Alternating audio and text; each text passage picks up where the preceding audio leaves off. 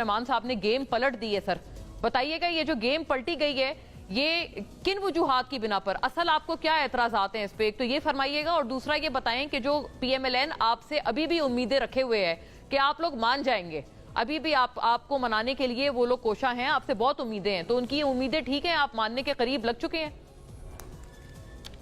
सबसे पहले तो आपका शुक्रिया। दूसरी बात ये है कि आपने खुद आईनी तरामीम का जिक्र किया, बहुत सारी बातें दुरुस्त है जो आपने जिक्र की कि ये भी होने जा रहा है, ये भी होने जा रहा है, ये भी होने जा रहा है। जब इतनी बड़ी तरामीम आ रही है तो जाहिर है इसके लिए वक्त चाहिए। वक्त नहीं दिया गया न हुकूमती अराकीन को न अपोजिशन के अराकीन को बिल पेश करने के लिए, तो तगोदो हो रही थी। आजम नजीर तारड़ साहब जब तशरीफ लाए मौलाना साहब के पास और उनके हुकूमती वफद के दूसरे अराकीन उनके साथ थे, तो उनके मौक़िफ़ में जब जनाब बिलावल भुट्टो ज़रदारी सब तशरीफ लाए तो उनके मौक़िफ़ में कुछ चीजों में फर्क था। कुछ चीजें से बिलावल साहब खुद लाइल्म थे, कुछ चीजों से आजम नजीर तारड़ साहब खुद लाइल्म थे, और इस उजलत में फिर असेंबली में जाना और आइन में तरमीम लाना और फिर आइन के पूरे मुसवदे को जैसे आप तब्दील कर रहे हो और वो चंद मिनटों में और चंद घंटों में करें, ये तो मेरा ख्याल ये है कि आइन के साथ, पार्लियामान के साथ, जमहूरियत के साथ, मुल्क के साथ मजाक होता। मौलाना फजल रहमान साहब ने एक वाज़ेह मौक़िफ़ अपनाया था कि भाई एक्सटेंशन नहीं होनी चाहिए। ये भी असेंबली की तकरीर ऑन द रिकॉर्ड मौलाना साहब की मौजूद है कि उम्र में इजाफा नहीं होना चाहिए। उसके अलावा मौलाना साहब ने फरमाया था कि अगर हाँ आईनी इस्लाहात की कोई बात होती है तो हम तैयार हैं, क्योंकि हम खुद समझते हैं, मैं खुद समझता हूँ, मेरे वालिद आपको पता है वो मेंबर सेनेट रहे। 2011 में दुनिया के 500 बाअसर मुस्लिम लीडर्स में मेरे वालिद शामिल रहे। 11 साल पहले उनको बेदर्दी के साथ मस्जिद में फजर की नमाज पढ़ते हुए शहीद किया गया।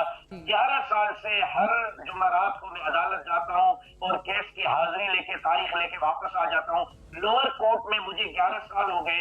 अब यहाँ से डिसीजन आएगा, हाई कोर्ट कितना टाइम लेगी, सुप्रीम कोर्ट कितना टाइम लेगी, मुझे बताएं कि क्या मेरी और मेरे बच्चों की भी उम्र गुजर जाएगी, उसके बाद मेरे वालिद के केस में मुझे इंसाफ मिलेगा।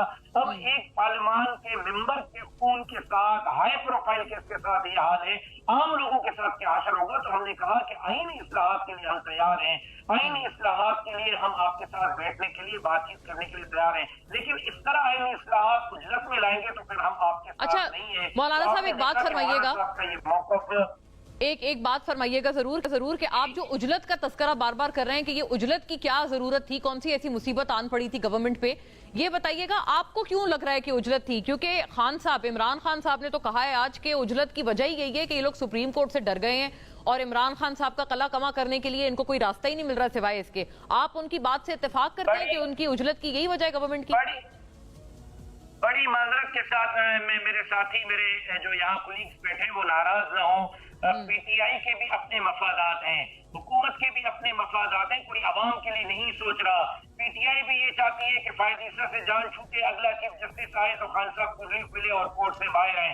हुकूमत ये चाहती है कि नहीं, इसी को एक्सटेंशन मिले ताकि हमारे सर का दर्द जो है वो अंदर जेल में ही रहे। इस वक्त दोनों जो है वो अपने मफादात का सोच रहे हैं। JUI ने जो एंट्री दी है, दबंग एंट्री दी है, मौलाना साहब ने जो लड़ाई लड़ी है वो न हुकूमत के मफादात के लिए लड़ी है, न अपोजिशन के मफादात के लिए लड़ी है, आवाम के लिए लड़ी है। क्योंकि आपको पता है कि इसी आइन की बात करने के पादाश में 3 मरतबा मौलाना साहब ने खुद कुछ धमाके बर्दाश्त किए हैं। नहीं मौलाना साहब, एक बात अर्ज में कर रही हूँ कि अभी तक तो आपका असद कैसर साहब शुक्रिया अदा कर रहे हैं, आपको नहीं लगता आप अभी भी, आपने जो अपना वोट है उसको आपने अपना पलड़ा खान साहब के हक में डाला है ना, वोट ना करके या अपने वोट्स ना देके, तो वो तो आपका शुक्रिया अदा कर रहे हैं आप, लेकिन दूसरी बात कर रहे हैं कि हम ना उनके साथ हैं ना इनके साथ हैं। हमने 22 करोड़ अवाम के पलड़े में वोट डाला है। अगर उससे खान साहब को कोई रिलीफ मिलता है तो बहुत शुक्रिया। कल तक हमें गालियां दे रहे थे, आज शुक्रिया अदा कर रहे हैं, तो हम भी उनका शुक्रिया अदा कर रहे हैं। PTI के साथ अच्छे माहौल में हम आगे बढ़ना चाहते हैं, वो भी अपोजिशन में है, हम भी अपोजिशन में बैठे हैं, लेकिन बात यहाँ PTI और हुकूमत की नहीं है, उसूली मौक़िफ़ की है। मौलाना साहब ने उसूली मौक़िफ़ पर स्टैंड लिया है। अगर आईनी इस्लाहात ऐसी आती हैं جس سے عوام کو ریلیف ملے. 24,000 کیس عدالت میں پڑے ہوئے ہیں, لوگوں کو وہاں سے انصاف ملے.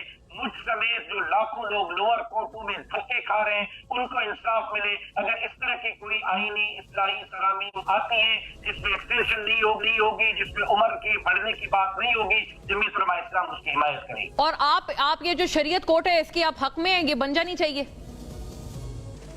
ضرور, ہم تو چاہتے ہیں کہ شریعت کورٹ ہونی چاہیے. ٹھیک ہے, یعنی کہ یہ جو شریعت کورٹ میں کہہ رہی ہوں, کانسٹیٹیوشنل کورٹ, یعنی یہ جو کانسٹیٹیوشنل کورٹ بنا رہے ہیں. ہاں, کانسٹیٹیوشنل کورٹ پہ ابھی مسودہ آیا ہے, اس پر ہمارے الائنس کے مذاکرات چل رہے ہیں. اگر ہم حق میں ہوتے تو رات تک ووٹنگ نہ ہوتی, اگر ہم حق میں ہوتے تو وقت نہ مانگتے. تو اس کا